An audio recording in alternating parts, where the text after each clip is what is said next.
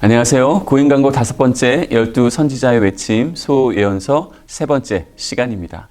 우리가 지난주에는 아모스서를 통하여서 하나님께서 하나님의 백성들이 어떠한 모습으로 이 땅 가운데서 살아가야 할지에 대해서 말씀해 주셨습니다. 또한 오늘은 호세아서를 통하여서 하나님의 마음이, 하나님의 백성들을 향한 하나님의 마음이 어떠한 마음인지를 함께 살펴보도록 하죠. 호세아서의 대표적인 인물은 당연히 호세아입니다. 호세아의 이름의 뜻은 구원하다라는 의미를 가지고 있습니다. 하나님께서 호세아를 통해서 백성들을 또한 하나님의 마음을 전하고자 하는 그 뜻이 또한 이름에 잘 담겨져 있는 것 같지요. 호세아는 북이스라엘을 향해서 외친 선지자입니다. 지난주에 우리가 아모스서를 함께 살펴봤는데요. 아모스와 호세아가 이 북이스라엘에서 활동한 선지자입니다. 고향은 아모스는 남유다였지만 호세아는 북이스라엘이다라고 그렇게 말씀하고 있습니다. 그리고 호세아가 활동했던 시기에 왕들은 북이스라엘의 왕들은 여로보암 2세, 스가랴, 살룸, 무나헴, 그리고 부가히야, 베가, 호세아인 것을 보게 됩니다. 여기서 호세아는 선지자 호세아가 아니라 왕 호세아입니다. 호세아가 활동했을 때의 왕들이 굉장히 많지요. 오랫동안 사역을 한 것도 있겠지만 그 당시의 상황을 우리가 알 수가 있는 것이죠. 이 부분은 이후에 함께 살펴보도록 하죠. 구조를 잠깐 살펴보도록 하겠습니다. 호세아는 총 14장으로 이루어져 있습니다. 1장부터 3장까지는 호세아의 그 결혼 생활에 대해서 나와 있고요. 그리고 4장부터 13장까지는 이스라엘의 범죄, 그리고 그 범죄에 대한 하나님의 심판 선언, 그리고 마지막 장인 14장에는 이스라엘의 회복에 대한 그 희망의 말씀이 기록되어 있습니다. 아모스는 양을 치고 뽕나무를 가꾸는 사람이었다고 지난주에 말씀을 드렸죠. 그래서 드고아, 남쪽에 있는 드고아에서 북쪽에 있는 베델까지 올라가서 하나님의 말씀을 선포하고 그곳에서 사역을 하는 중에 분명 자신의 고향에 있었던 많은 가족과 또한 자신의 삶의 터전을 많이 그리워했을 수도 있습니다. 그런데 그는 모든 것을 다 내려놓고 다 던져주고 하나님의 부르심에 따라 나섰습니다. 그리고 아모스는 안정되고 평화로운 삶을 떠나 하나님 앞에 또한 북이스라엘 앞에 서게 된 것이죠. 왜냐하면 사자처럼 부르짖는 하나님의 뜻을 거스를 수 없기 때문이었습니다. 호세아도 마찬가지였을 것입니다. 결혼할 나이에 이른 호세아는 결혼을 하고 또한 결혼을 하여 행복한 가정을 꾸리고 싶었을 것입니다. 자기 자신만을 사랑해주는 아내를 만나 알콩달콩 살며 함께 행복하게 자녀들의 커가는 모습을 보며 기쁨과 감사가 넘쳐나는 그런 삶을 살고 싶었을 것입니다. 그런데 하나님께서는 그 호세아의 꿈과 기대를 저버리시죠. 호세아를 하나님의 말씀의 도구로, 하나님의 말씀을 선포하는 도구로 쓰시기 위해서였습니다. 지난주 아모스 말씀을 함께 나누면서 그 당시 북이스라엘은 굉장히 안정되고 평화로운 삶을 살았다라고 말씀을 드렸습니다. 그러나 호세아 시대에는 그 혼란의 상황을 볼 수가 있습니다.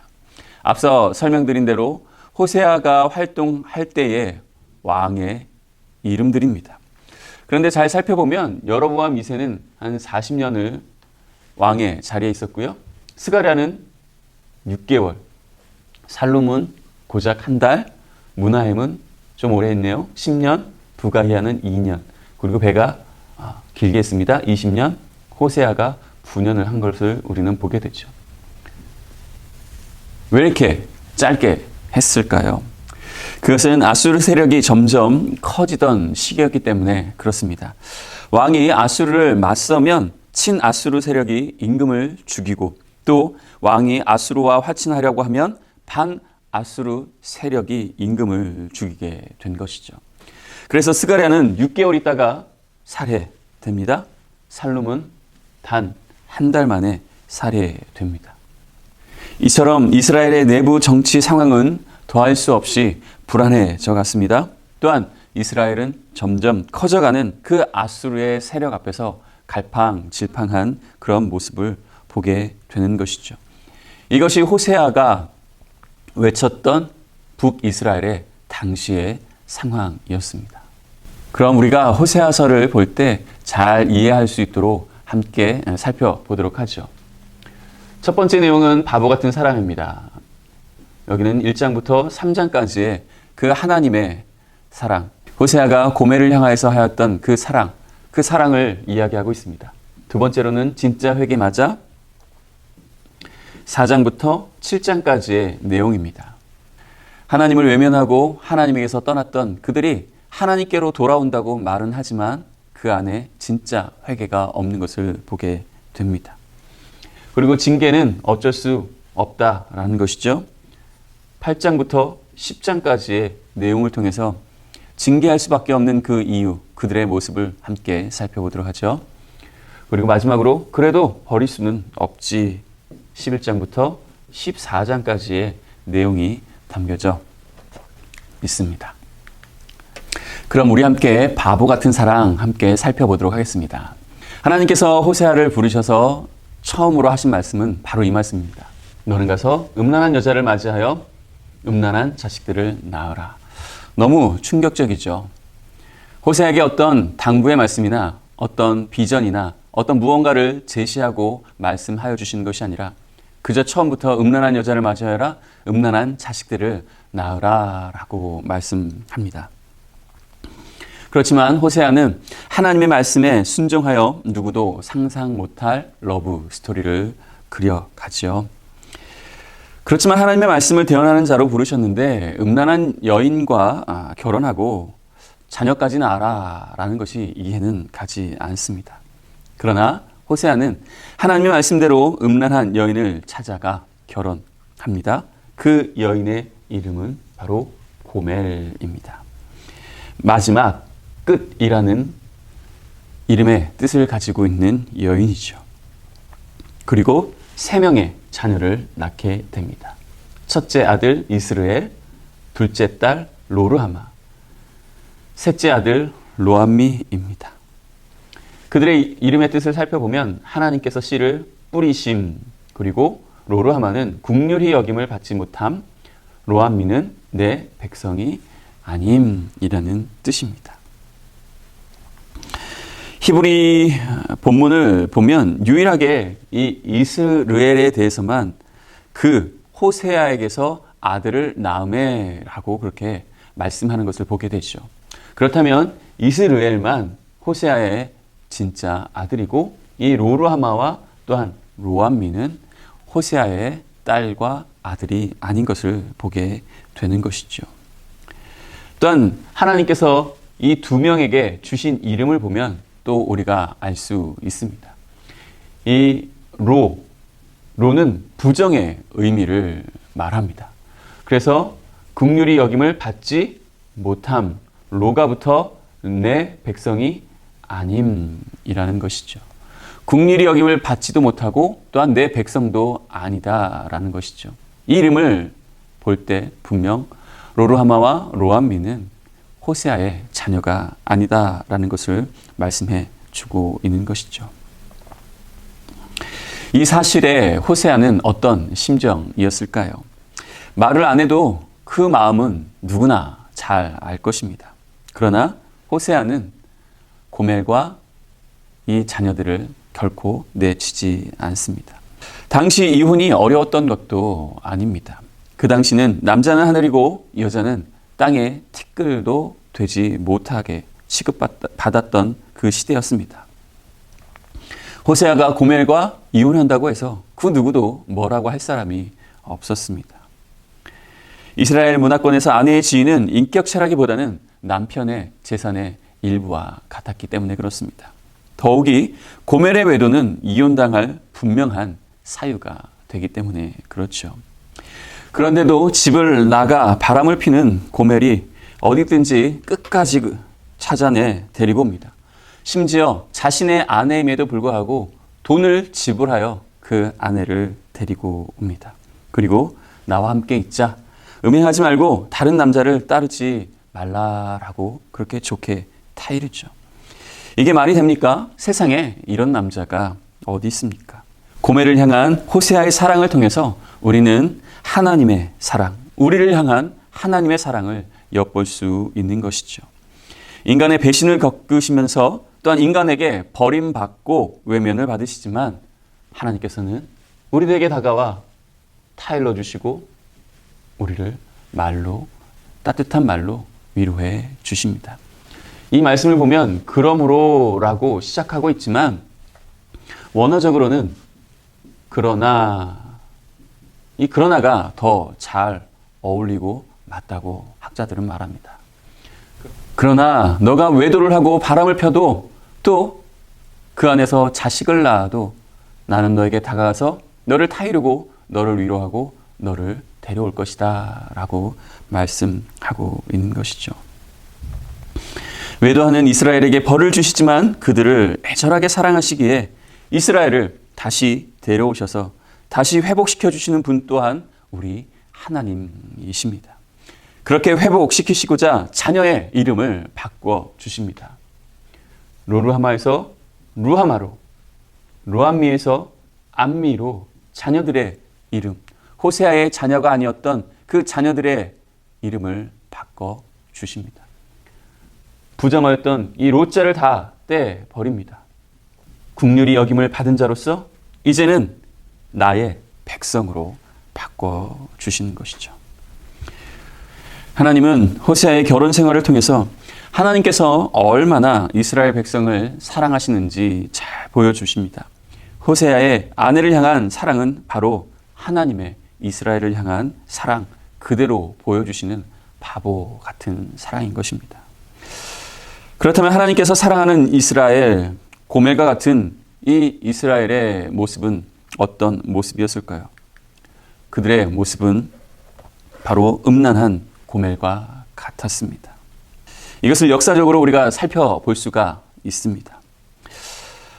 주전 8세기 이스라엘은 약속의 땅에 왕국을 세우고 살면서 주님이 아닌 다른 신을 섬기기 시작했습니다. 가나안 땅에 들어가면서부터 잘못되기 시작한 거죠. 그 전에 이집트와 광야에서는 하나님과 이스라엘이 다정하게 사랑을 나눴습니다. 그래서 하나님께서는 12장 9절과 13장 4절에서 나는 이집트 땅에서부터 주 너의 하나님이었다고 계속 상기시켜 주십니다. 하나님께서 어린 이스라엘을 사랑하시어 이집트에서 불러내셨다고 또 말씀하고 계신 것이죠. 이집트 땅에서 올라올 때 이스라엘은 하나님의 사랑에 응답하는 젊은 처녀와 같았음을 하나님께서는 말씀하십니다. 그런데 그들은 가나안 땅에 들어와서 하나님이 아닌 다른 신을 섬깁니다.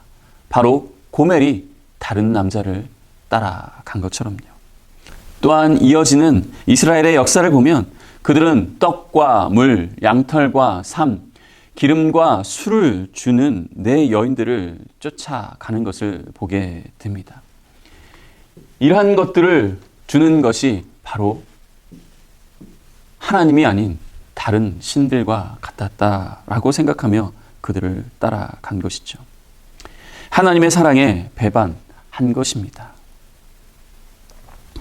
고멜이 호세아를 배신하고 다른 남자를 따라간 것은 이스라엘이 가나안 땅에 들어와 정착하며 살면서도 출애굽하도록 인도하신 주님을 믿지 않고 가나안 사람들이 섬기던 그 풍요의 신, 그 바알 신들이 자신들에게 먹을 것을 주고 또한 입을 것을 준다고 생각하며 그 바알 신을 숭배한 것과 같은 것입니다. 광야에서는 하나님 외에는 다른 신이 없었습니다. 그러나 가나안 땅에 정착하고 농사를 짓기 시작하면서 농사의 신을 따르고 폭풍과 비의 신인 바알 신을 바라보게 된 것이죠. 그러니 이스라엘은 그들에게 떡과 물과 양털과 삶 그리고 기름과 술을 주는 분이 누구인지를 착각하고 살았던 것입니다. 더구나 가나안 사람들은 봄이 되면 풍요와 다산을 기원하며 해마다 신들과 결합하는 성적 예식을 거행했죠. 그러한 지저분한 모습에 이 하나님의 백성이었던 이스라엘도 참여하게 된 것을 보게 됩니다. 그것이 바로 남편에게 불충실한 바로 고멜의 모습을 하나님께서는 말씀해 주고 계시는 것이죠. 호세아서는 우리가 고멜과 똑같은 음란한 죄인임을 똑똑히 알려주고 있습니다. 그리고 그 죄인을 사랑하시기에 결코 포기하지 않으시는, 그래도 다시 우리에게 찾아와 주시는 그 하나님의 바보 같은 수뇌보와 같은 그 사랑을 우리에게 이야기해 주고 있는 것이죠. 하나님은 바보같이 우리를 사랑하십니다. 우리가 하나님을 떠나도 하나님께서는 그러나 다시 찾아와 주시고 우리를 떠나지 않으시고 우리와 함께 하십니다. 그것이 바로 바보와 같은 하나님의 사랑, 우리를 향한 하나님의 사랑인 줄 믿습니다. 지금도 그 바보와 같은 사랑으로 우리를 찾아와 주시고 우리와 함께하여 주시고 우리의 모든 것들을 붙들어 주시는 그 주님이십니다. 이제 함께 진짜 회개 맞아? 라는 주제로 함께 또 말씀을 살펴보도록 하죠. 하나님 앞에서 진짜 회개를 하려면 하나님의 마음을 깨달아야 합니다. 그러나 이스라엘 백성들은 하나님의 마음에는 전혀 관심이 없습니다. 율법을 제대로 가르쳐야 했던 제사장들은 자신의 책무를 다하지 않았습니다. 백성들과 제사장들을 보면서 그들의 현실을 보면서 답답해 하십니다. 장차는 백성이나 제사장이나 동일함이라 똑같다는 거죠. 전혀 구분이 없다는 것입니다. 내가 그들의 행실대로 벌하며 그들의 행위대로 갚을 것이다 라고 말씀합니다. 왜일까요? 그들에게는 바로 세 가지가 없었기 때문에 그렇습니다. 4장 1절을 보면은 이 땅에는 진실도 없고 인애도 없고 하나님을 아는 지식도 없고 라고 그렇게 말씀하십니다. 진실은 바로 충성스러움이죠. 그들은 하나님께 충성스럽지 않았습니다. 하나님을 배반했고요. 하나님을 외면했습니다. 그리고 그들에게는 인애가 없었습니다. 변치 않는 그 신실한 사랑이 없었습니다. 계속적으로 다른 남자를 향하여서, 계속적으로 다른 신들을 향하여서 눈을 돌리는 그들의 모습. 그리고 하나님을 아는 지식이 없었습니다. 그것은 바로 하나님에 대한 알미죠. 하나님께서 이 땅을 창조하셨고 이 땅을 다스리고 계시고 하나님께서 너희를 지키시고 너희에게 많은 것들을 주고 계시는데 그 하나님에 대해서 착각하고 그 하나님에 대한 알미 전혀 없었다라고 말씀하는 것이죠. 하나님 앞에 살기 위해서 진실과 인애와 하나님을 아는 지식이 있어야 하고 그것들을 찾아야 하는데 이스라엘 백성들이 찾은 것은 그저 군사력과 외교와 또한 이방신을 찾은 것을 우리는 보게 됩니다. 또한 그들의 나라가 어려움에 처하게 되었을 때 아수르로부터 공격을 당하고 아수르로부터 핍박을 받을 때 하나님을 찾아야 하는데 오히려 주변의 강대국인 아람과 군사 동맹을 맺으며 주변 정세를 이용하려 했던 그들의 어리석음을 보게 됩니다. 그들은 자신들의 수치스러운 행동이 들킬 때마다 다시는 그렇게 하지 않겠습니다 라고 결심을 하죠. 이번 한 번만 용서해 달라라고 그렇게 말합니다. 호세아 6장을 보면 이스라엘 백성들의 진정한 진실한 회개가 없는 것을 보게 됩니다. 그들의 불성실한 회개가 기록되어 있지요. 여러분들이 가지고 있는 성경책 호세아 6장의 맨 위를 보면 이렇게 색깔 있는 글씨로 기록이 되어 있죠. 백성들의 불성실한 회개. 그 장은 자신들이 회개를 한다고 하고 하나님 앞에 자복한다고 하면서도 그것은 그저 거짓이고 그저 위선임을 보여주고 있는 것입니다. 그래서 하나님께서는 그들의 모습을 이와 같다 말씀하죠. 너희의 인애가 아침 구름이나 쉬 없어지는 이슬 같도다. 여기서 인애가 뭡니까? 하나님을 향한 사랑이죠. 하나님을 향한 그 마음이죠. 하나님 앞에 나오고자 하는 그 자세죠. 그런데 그것이 아침에 구름이나 쉬 없어지는 이슬과 같이 더덥다라고 그렇게 말씀하고 있는 것이죠. 그들이 하나님 앞에 나와 하나님 용서해 주십시오. 하나님 잘못했습니다. 하나님 사랑합니다. 라고 말하지만 그들의 그 고백과 그들의 그 모습은 그저 아침 구름과 쉬 없어지는 이슬과 같다라고 말씀하고 있는 것이죠. 백성은 희생제물로 하나님의 그 환한 마음을 달랠 수 있다라고 착각한 것입니다. 이내가 무엇입니까? 하나님을 사랑하는 마음이죠. 하나님과 함께하고 싶은 마음, 하나님께 나아가고자 하는 마음이죠. 그런데 그 모습이 그저 구름과 쉬 없어지는 이슬과 같이 헛되고 더덥다라는 것을 말씀하고 있습니다. 이스라엘에게 필요한 것은 무엇입니까? 진실과 인애와 하나님을 아는 지식을 통한 진정한 회개인 것입니다. 말로만 하나님께 돌아가자고 하는 것이 아니라 참으로 회개하며 살아야 한다는 것입니다. 그래서 하나님께서는 이 말씀을 하십니다. 나는 인애를 원하고 제사를 원하지 아니하며 번제보다 하나님을 아는 것을 원하노라 라고 말씀하시죠. 이 말씀 우리가 너무나도 잘 알고 있지 않습니까? 백성들은 희생제물로 하나님의 그 환한 마음을 달랠 수 있다라고 생각한 것이죠. 착각일 뿐입니다. 하나님께서 원하시는 것은 하나님을 향한 진정한 사랑입니다. 하나님께서 우리와 함께 하시고 하나님께서 모든 것들을 주관하고 있다는 것. 그 하나님을 아는 것이다 말씀하시죠. 이런 답답한 백성들에게 하나님께서 다시 한 번 더 말씀하십니다. 그들을 내치시고 이제 나는 너희들과 상종하지 않겠다라고 말씀하시는 것이 아니라 다시 한 번 더 말씀하십니다. 이스라엘아, 내 하나님 여호와께로 돌아오라. 이스라엘이 지금껏 바알을 따랐던 것에서 벗어나 오직 이스라엘의 신은 나 여호와 하나님뿐이다 라고 그렇게 다시 한 번 더 말씀하시며 돌아오라고 이야기하고 있는 것이죠. 그리고 호세아 선지자는 이스라엘이 돌아올 때 이전에 그들이 가지고 왔었던 번제물이 아니라 하나님의 말씀을 가지고 돌아오라라고 촉구하고 있습니다.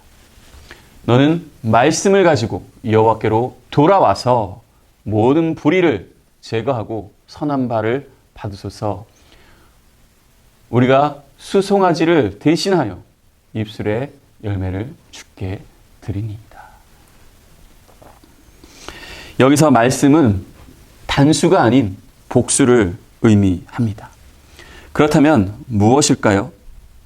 각자의 삶 속에서 맺어진 그 열매, 하나님의 말씀들을 통하여서 맺어진 그 열매를 가지고 돌아오라는 것이죠. 그리고 수송아지를 대신하여 무엇을 가지고 오라고요? 입술의 열매를 가지고 오라라고 말합니다. 그저 형식적으로 드리는 번제가 아닌 입술의 열매, 하나님께서 원하시는 이 입술의 열매, 그 고백, 하나님 잘못했습니다. 하나님 사랑합니다. 하나님 이제는 떠나지 않겠습니다. 라는 그 진정한 입술의 열매, 참된 돌이킴, 그 기도와 헌신을 말씀하고 있는 것이죠. 우리는 무엇을 가지고 하나님 앞에 나아가고 있습니까? 진정한 회개를 가지고 나아가고 있습니까? 또한 우리의 삶의 열매를 가지고 하나님 앞에 나아가고 있습니까? 또한 참된 입술의 열매, 진정한 회개와 헌신으로 하나님 앞에 나아가고 있습니까? 하나님께서 원하시는 것이 무엇인지 우리는 분명 깨닫고 찾아야 할 것입니다. 그리고 징계는 어쩔 수 없어라는 제목으로 함께 또 살펴보도록 하지요. 하나님께서 북이스라엘 백성들을 심판하시려는 이유를 기억하고 계십니까? 잘 살게 되면 될수록 하나님을 기억하고 하나님께 감사드리는 것이 아니라 바로 이방신을 섬기는 제단을 쌓았기 때문입니다. 이것은 이스라엘 조상들이 가나안 땅에 들어가게 될 때 하나님께서 염려하셨던 것입니다. 하나님께서 광야에서 백성들에게 주셨던, 또한 주지시키시고 분명히 너희는 이렇게 해야 한다라고 말씀하셨던 그 걱정들이 현실로 나타난 것이죠. 신명기 8장 11절부터 14절에 하나님께서는 여러 가지를 말씀하시지만 그 안의 핵심은 내 하나님을 잃어버리지 않도록 하라라는 것입니다. 가나안 땅에서 안정된 삶을 살고 그곳에서 터전을 마련하고 그곳에서 예배당을 지우고 또한 그곳에서 하나님을 만날 곳을 정해 놓았는데 왜 하나님을 잊어버릴까요? 바로 다른 것을 찾고 보기 때문에 그렇습니다. 하나님께서는 분명 그것을 아셔서 다시금 말씀하시고 또 말씀하셨지만 어쩔 수 없는 그 이스라엘 백성들은 하나님을 잊어버리며 이방신들을 쫓아가는 그들의 모습이었던 것입니다. 그래서 하나님께서는 그들에게 말씀하십니다. 두 마음을 품은 너희들 벌 받을 것이다 라고 이야기하는 것이죠. 그들이 자랑하고 또한 그들의 기쁨이 되었던 모든 것들을 다 무너뜨릴 것이다 라는 것입니다. 두 마음을 품었던 그들이 자랑하던 모든 것, 그리고 그들이 기쁨으로 삼았던 모든 대상들을 다 무너뜨리신다 말씀하십니다. 그리고 그들은 그렇게 징계를 받죠. 비록 죄로 인해서 징계는 받았지만 하나님께서는 그들에게 돌아오라 라고 말씀하고 계십니다. 징계받고 버림받는 것이 아니라 오히려 그 징계 속에서 하나님의 사랑을 깨닫고 하나님의 마음을 깨닫고 여호와께로 돌아오라 말씀하시는 것이죠. 혹시 우리의 삶 가운데 지금 이러한 삶이 펼쳐지고 있습니까? 왜 나에게 자꾸 이런 아픔과 징계가 있다라고 생각하십니까? 우리의 마음이 혹시나 두 마음은 아닌지, 우리가 다른 것들을 바라보고 있지는 않는지 우리는 분명 살펴봐야 할 것입니다. 그리고 여호와께로 돌아오는 우리가 되어야 할 줄 믿습니다. 그 다음으로는 우리 함께 그래도 버릴 수는 없지라는 내용으로 함께 내용을 살펴보도록 하죠. 호세아서를 펼치면 하나님의 사랑 이야기를 너무나도 잘 알 수 있습니다. 11장 8절 말씀에도 내가 어찌 너를 놓겠느냐, 내가 어찌 너를 버리겠느냐 라고 말하면서 내가 너를 붙들 것이다, 너와 함께 할 것이다 라고 그렇게 말씀하시죠. 그러나 하나님이 사랑하는 이스라엘은 결국 징계를 받습니다. 결국 심판받습니다. 심판하셨다고 해서 그들을 버리신다는 의미는 결코 아니지요. 하나님의 가슴 아픈 사랑입니다. 심판할 수밖에 없는 하나님의 사랑에 바로 고통이 묻어 있는 것이죠. 이것이 바로 하나님의 딜레마가 여기 있는 것이죠. 사랑하기에 심판할 수밖에 없는 건 이전의 것은 잊고 바로 새롭게 시작하기 위한 하나님의 그 사랑의 마음인 것입니다. 하나님의 심판은 다른 데 있지 않습니다. 바로 그 심판을 통하여서, 징계를 통하여서 다시금 하나님께로 돌아오기를 원하시는 것이죠. 심판은 분명 고통이 따릅니다. 그렇지만 영원한 것이 아니죠. 분명 지나갈 것입니다. 그러기에 그 고통과 심판과 그 아픔만을 생각하는 것이 아니라 그것을 통한 하나님의 사랑, 내가 너를 어찌 놓겠느냐, 내가 너를 어찌 버리겠느냐 하는 그 하나님의 마음을 깨달아야 할 것입니다. 앞서 말씀드린 것처럼 아모스서는 사회의 정의와 그 공의에 대해서 초점이 맞춰져 있습니다. 반면 호세아서는 하나님의 이 헤세드, 하나님의 헤세드에 초점이 맞춰져 있습니다.